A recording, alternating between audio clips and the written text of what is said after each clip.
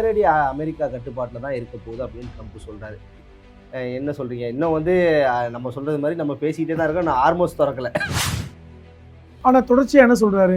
ஹார்மோஸ் இனிமேல் எங்கே இதுதான், ஹார்மோஸை நாங்கள் தான் கட்டுப்படுத்துவோம். இது அவருடைய ஆசையின் வெளிப்பாடே தவிர அது உண்மையான செய்தி அல்ல. அப்போ ட்ரம்ப் வந்து எங்கே இருந்து சொல்கிறாரு? அவருடைய பாதுகாப்பை இன்னைக்கு பெரிய அளவில் கேள்விக்குறியாக கேலி கூத்தாக போய்விட்டது. அப்படி போயிடுச்சு இப்போ. ஓகே, இப்போ வந்து ட்ரம்ப்புக்கு எதிராக யாரும் செயல்படவில்லைங்கிறீங்க. அமெரிக்க மக்களால் வெறுக்கப்படக்கூடிய ஒரு ஜனாதிபதியாக ட்ரம்ப் இருக்கிறார் என்கிற செய்தி வருது. அது ஒரு காரணம். இது ஒரு காரணமாக வச்சுக்கலாம். இல்லை அவருக்கு நெருங்கப்பட்டவர்கள் இஸ்ரேலில் இருக்காங்க. இல்லை, அது ஒரு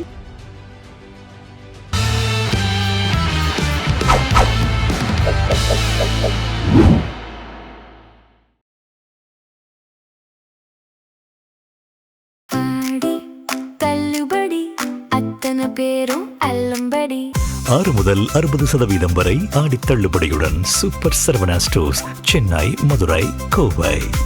ஜெம் தொலைக்காட்சி நேயர்களுக்கு வணக்கம். இன்றைய சிறப்பு நேர்காணலில் நம்மோடு சர்வதேச பகுப்பாய்வாளர் மற்றும் எழுத்தாளர் திரு புதுமடம் ஹலீம் அவர்கள் இணைந்துள்ளார். அவரிடம் இன்றைய சர்வதேச சூழல் பற்றியும் ஈரான் இஸ்ரேல் இந்த போருக்கான பலவற்றை கேட்டறிய உள்ளோம். சார் வணக்கம். வணக்கம். எப்படி இருக்கீங்க? நலமா இருக்கேன் சார். ஹார்மோஸ் இனி அமெரிக்கா கட்டுப்பாட்டில் தான், நேரடி அமெரிக்கா கட்டுப்பாட்டில் தான் இருக்க போகுது அப்படின்னு ட்ரம்ப் சொல்கிறாரு. என்ன சொல்கிறீங்க? இன்னும் வந்து நம்ம சொல்கிறது மாதிரி நம்ம பேசிக்கிட்டே தான் இருக்கோம். நான் ஹார்மோஸ் திறக்கலை. இல்லைங்க, அவருடைய விருப்பம் அப்படி. இப்போ வந்து ட்ரம்புடைய ஆசை என்ன? ஹார்மோஸை அமெரிக்கா தன் கட்டுப்பாட்டுக்குள் வைத்திருக்க வேண்டும் என்பது அவருடைய ரொம்ப நீண்ட கால ஆசை. அது நிறைவேறவில்லை. ஆனால் தொடர்ச்சியாக என்ன சொல்கிறாரு? ஹார்மோஸ் இனிமேல் எங்கே இதுதான், ஹார்மோஸை நாங்கள் தான் கட்டுப்படுத்துவோம். இது அவருடைய ஆசையின் வெளிப்பாடே தவிர அது உண்மையான செய்தி அல்ல. அவர் ஒவ்வொரு முறை சொல்லும் போதும் ஈரான் அரசாங்கம் அதுக்கு பதில் சொன்னாங்க. இப்போல்லாம் சொல்கிறதே இல்லை. ஏன்னா ஒருத்தன் உளறான், அதுக்கு என்னத்தை பதில் சொல்ல அப்படின்னு நம்ம கடந்து போயிடுவோம்ல. அந்த மாதிரி அவங்க வந்து இப்போ வந்து ட்ரம்புக்கான எந்த பதிலையும் சொல்ல முன்வருவதில்லை. அதான் முக்கியமானது. இரண்டாவது, ஹார்மோஸில் தினம் 140 கப்பல்கள் போகிற இடத்துல இன்றைக்கி ஒரு 8 கப்பல்கள் போகிறதே பெரிய கஷ்டமாக இருக்குது என்பது எல்லாருக்கும் தெரிஞ்ச செய்தி தான். இது நம்ம ஒன்றும் புதுசாக சொல்ல போகிறது இல்லை. நம்மளே தொடர்ச்சியாக பேசிகிட்டு இருக்கோம் அந்த ஹார்மோஸை பற்றி. நம்ம தொடர்ந்து பேசிக்கிட்டு இருக்கோம். எந்த கப்பல் போக்குவரத்தும் பெருசாக இல்லைங்கிறது உலக நாடுகளுக்கெல்லாம் தெரியும். அதனால் இது தெரிஞ்ச செய்தி தான். அப்போ ட்ரம்ப் வந்து எங்கே இருந்து சொல்கிறாரு? அவருடைய பாதுகாப்பை இன்றைக்கி பெரிய அளவில் கேள்விக்குறியாக கேலி கூத்தாக போய்விட்டது. அப்படி போயிடுச்சு இப்போ. அவர் எதில் போகிறாரு எதுவுமே தெரியல. சார், நீங்கள் சொல்லும்போது எனக்கு ஒரு வீடியோ நான் பார்த்த ஞாபகமாக இருக்குது. ட்ரம்ப்பு ட்ரக்கில் ஏறி போனது மாதிரியான வீடியோலாம் சமூக வலைதளங்களில் நல்லா வைரல் ஆயிடுச்சு. இதை பற்றி என்ன நினைக்கிறீங்க? ட்ரக்கில் போகிறாரு, ஏன்னா ஒரு ஃப்ளைட்டில் கார்பேஜ் வாகனத்தில் போகிறதெல்லாம் போட்டிருக்காங்க. நம்ம அந்த குப்பை அள்ளிட்டு போவாங்கல்ல, குப்பை வண்டிகள், அதுக்குள்ளே திறந்தா உள்ள ட்ரம்ப் இருக்கிறாரு. இப்படிலாம் A1ல் வீடியோ போடுறாங்க, AI வீடியோஸ் போடுறாங்க. அந்த அளவுக்கு இன்றைக்கி உலகம் முழுவதும் ட்ரம்புடைய இந்த செய்தியை கேலிக்கூத்தாக பார்க்கின்ற ஒரு போக்கு இன்னைக்கு வந்துவிட்டது. அதாவது ஒரு அமெரிக்க ஜனாதிபதி, ஒரு வளர்ந்த நாடு, சர்வாதிகார நாடு, பவர்ஃபுல் கண்ட்ரி, இப்படியெல்லாம் பல்வேறு பெயர்கள் அமெரிக்காவுக்கு உண்டு. ஆனால் இன்னைக்கு அமெரிக்காவையும் அவருடைய ஜனாதிபதியும் பார்த்து இன்னைக்கு கேலி சித்திரம் வரைகின்ற இடத்துக்கு இன்னைக்கு அமெரிக்காவை நகர்த்தி விட்டார்கள் என்கிற ஒரு கோபம் இன்னைக்கு அமெரிக்க மக்களுக்கே வந்திருக்கு. நம்ம நாட்டை இவ்வளோ அசிங்கப்படுத்துறதுக்கு இந்த ஆள் காரணமாயிட்டாரே அப்படின்னு. அதுதான் இன்னைக்கு அவரை வந்து அடுத்த கட்டத்துக்கு நகர்த்துது. இவரை வந்து ஏன் இம்பீச்மெண்ட் முறையில் பதவி விலக வைக்கக்கூடாது, இவர் எதுக்கு தான் திருப்பி 2வது முறை தேர்ந்தெடுத்தார்கள் என்கிற கோபம். ஓகே சார், நீங்கள் சொன்னது மாதிரி தான் அமெரிக்காவில் வந்து ட்ரம்ப் அவர்களுடைய செல்வாக்கு வந்து குறைந்துட்டு வருது அப்படிங்கிற ஒரு விஷயத்த சொல்கிறாங்க. அதே போல் அவர் பதவி நீக்கிறதுக்கு அரசியல் கட்சிகள் முயற்சி செய்வதாகவும் சொல்கிறாங்க. 2 முறை வந்து முயற்சி இதுக்கு முன்னாடி உண்மைதான் சொல்கிறாங்க. உண்மைதான். என்னன்னா இப்போ வந்து ட்ரம்ப் வந்து இப்பொழுது 2வது முறையாக அமெரிக்க ஜனாதிபதியாக இருக்கிறார். முதல் முறையாக எப்போ இருந்தார்? 2017ஆம் ஆண்டு முதல் 2020ஆம் ஆண்டு முடிய இருந்தார், 4 வருடங்கள்.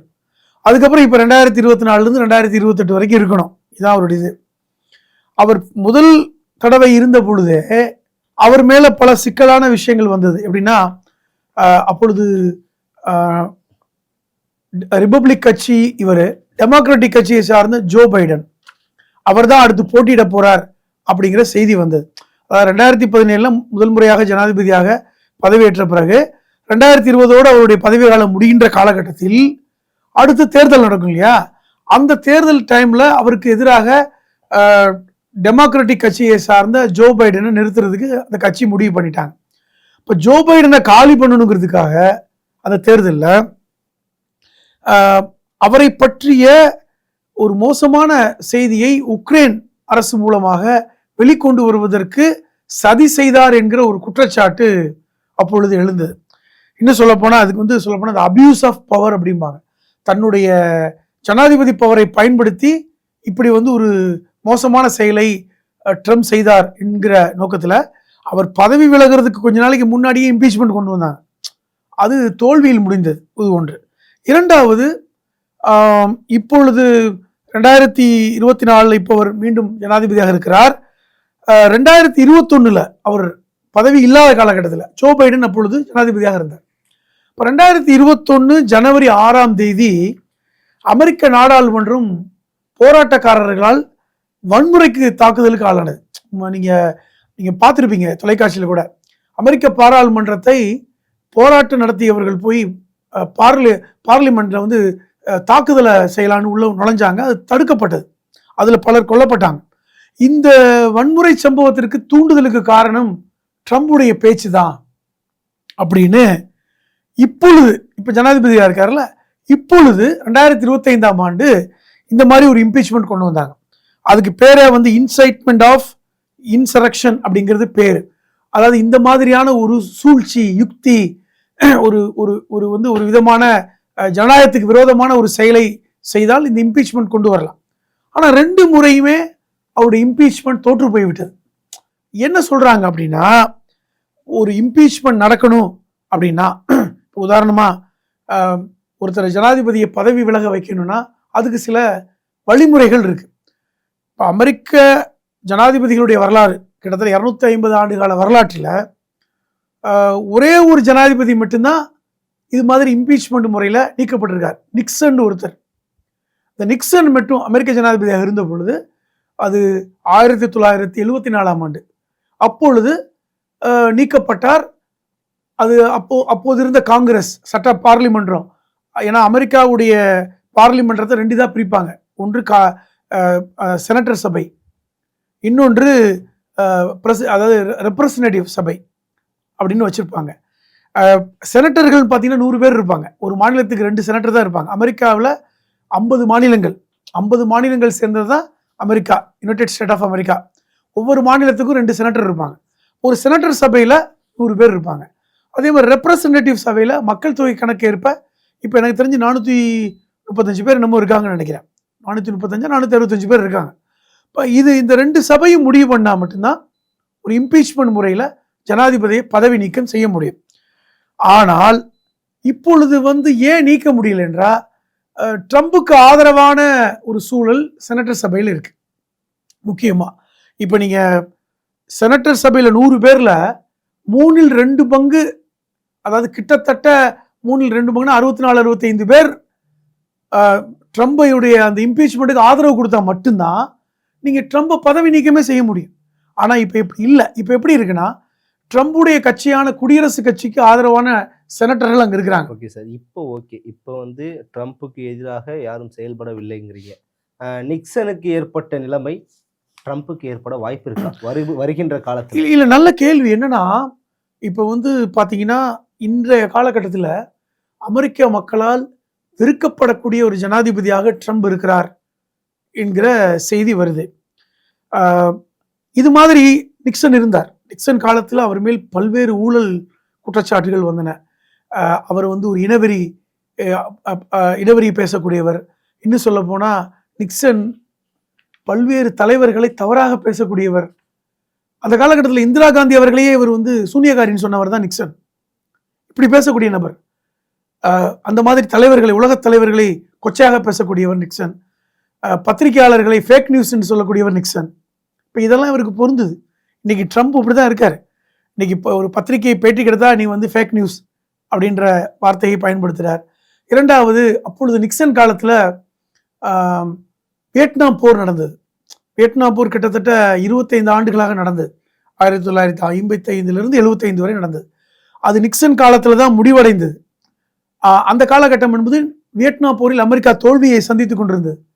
அதே போன்றுதான் இன்னைக்கு ஈரான் போர்ல அமெரிக்கா தோல்வியை சந்தித்துக் கொண்டிருக்கிறது. ஓகே, அது ஒரு காரணம். இல்ல சார், நீங்க இந்த ஒரு விஷயம் சொல்றீங்க. அதாவது ஸ்ட்ரைட்டா அமெரிக்காவுக்கும் ஈரானுக்குமான போர் கிடையாது இது. இஸ்ரேல் கூட இவங்க சேர்ந்துதான் இந்த ஒரு விஷயத்த பண்றாங்க. அதாவது ஈரான் மேல போர் தொடுக்கிறதுனால சேதாரம் அமெரிக்காவுக்கும் நடக்குது. அங்க இருக்கவங்களும் சொல்றாங்க, நமக்கு தானே பொருளாதார வீழ்ச்சி அடையுது, எதுக்கு நம்ம இஸ்ரேலுக்கு துணை போகணும்னு அங்க இருக்கவங்க கேட்குறாங்க ஒரு சிலர். ஆனா அதை மீறி எதுக்கு ட்ரம்ப் வந்து இஸ்ரேலுடன் துணை நின்று ஈரானை தாக்குறார்? இதுதான் சொல்றேன். இது வந்து ட்ரம்போட ஈகோ. அதாவது நான் முடிவெடுத்தது சரியா தான் இருக்கும், அதுக்காக நான் எவ்வளவு செலவு பண்ணாலும் பண்ணுவேன். ரெண்டாவது, ட்ரம்ப் வந்து ஒரு வசதி படைத்த பில்லியனர், அடிப்படையில் பெரிய பணக்காரன், அவருக்கு ஏகப்பட்ட சொத்து இருக்கு. இரண்டாவது, நான் இப்பொழுது அமெரிக்க ஜனாதிபதி. அதாவது ஒரு முடிவை, ஒரு சட்டத்தை கொண்டு வர வேண்டும் என்றால் இந்த அமெரிக்காவுடைய இந்த செனட் சபையிலையும் இந்த ரெப்ரசன்டேட்டிவ் சபையிலையும் அனுமதி வாங்கணும் நார்மலா. அப்பதான் ஒரு சட்டத்தை எல்லாம் கொண்டு வருவாங்க. இந்த ஈரான் போர் விஷயத்துல செனட் சபையில் அனுமதி வாங்கவில்லை என்கிற குற்றச்சாட்டு இன்னைக்கு இருக்கு. அது காரணம் என்னன்னா, செனட் சபையில் பெரும்பான்மையாக இருக்கிறவர்கள் ட்ரம்புடைய கட்சியை சார்ந்த குடியரசுக் கட்சியுடைய செனட்டர்கள். ஓகே சார், அது ஒரு காரணம். இது ஒரு காரணமா வச்சுக்கலாம். இல்ல அவருக்கு நெருங்கப்பட்டவர்கள் இஸ்ரேல்ல இருக்காங்க. இல்ல, அது ஒரு காரணம். அது வந்து பை டிஃபால்ட்டா இருக்கிற ஒரு காரணம். இஸ்ரேலுக்கு ஆதரவாக இருப்பார்கள். இரண்டாவது, இவருடைய மருமகனே யூத சமூகத்தை சார்ந்தவர். இரண்டாவது, அமெரிக்காவை ஆட்சி செய்கின்ற அத்தனை ஒரு ஹை லெவல் சொசைட்டியே வந்து பார்த்தீங்கன்னா ஈத லாபி தான். அது ஒரு பக்கம். நான் விஷயத்துக்கு, இந்த பிராக்டிக்கலான விஷயத்துக்கு வரேனே.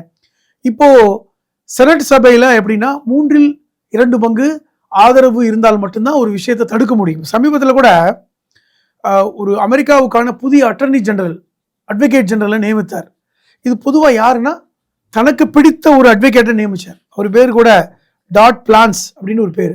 இவரை ரிபப்ளிக் கட்சியில இருந்த ஒருத்தர் இவர். ஆனா பாராளுமன்றத்தில் அப்ரூவலே வாங்கல. காரணம், தனக்கு அதிகாரம் இருக்குன்னு நினைக்கிறார். இப்ப நினைச்சதை செய்யணும்னு நினைக்கிறார்.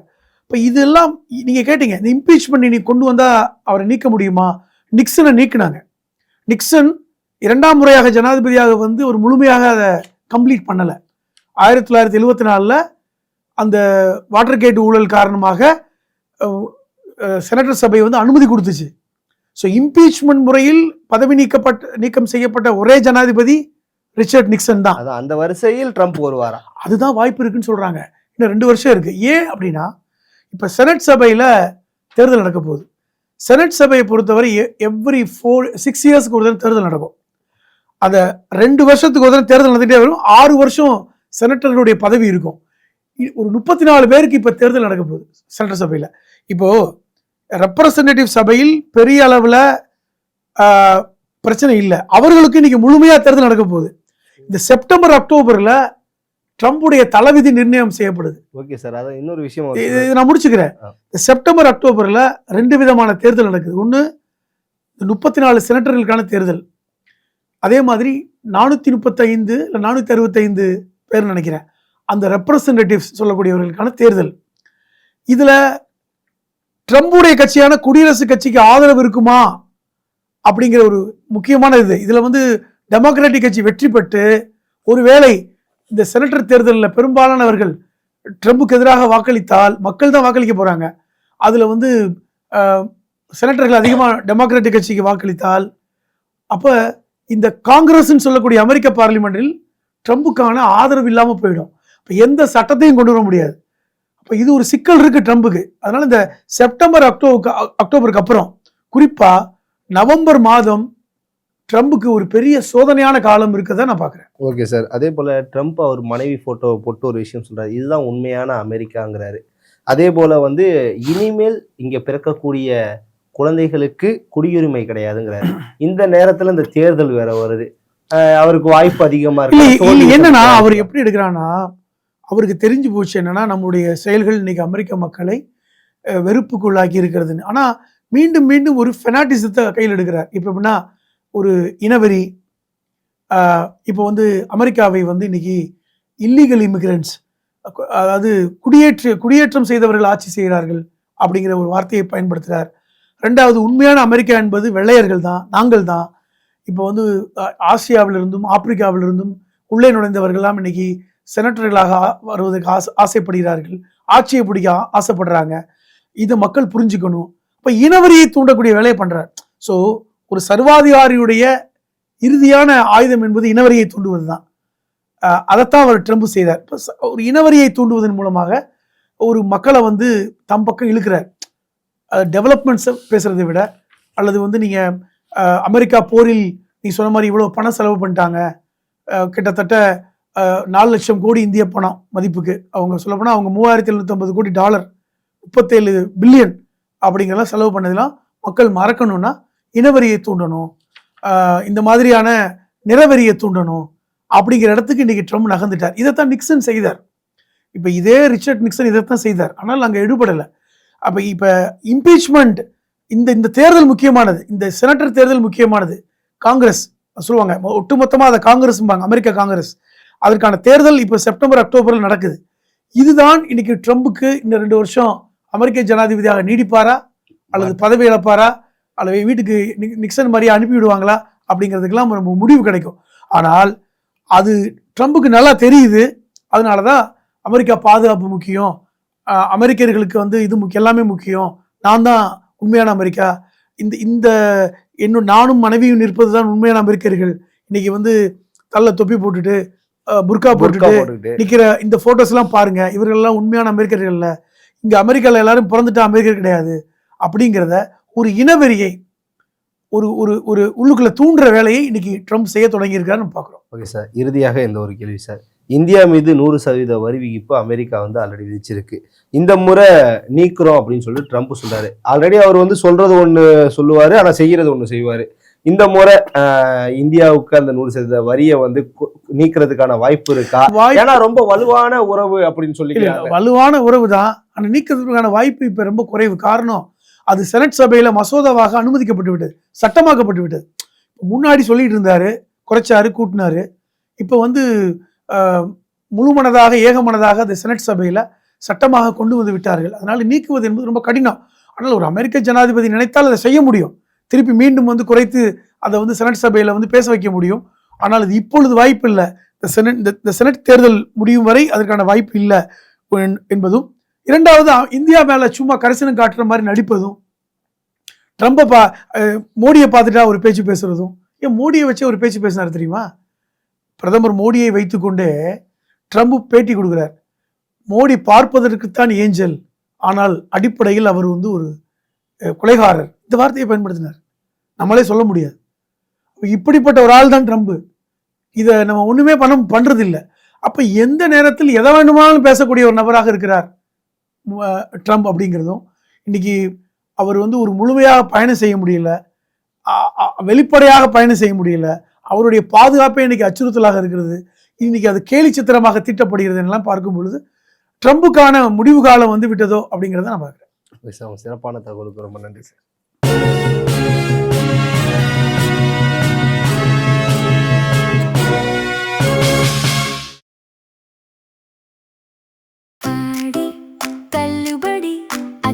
பேரும் அல்லம்படி 6 முதல் 60% வரை ஆடி தள்ளுபடியுடன் சூப்பர் சரவணா ஸ்டோர்ஸ், சென்னை, மதுரை, கோவை.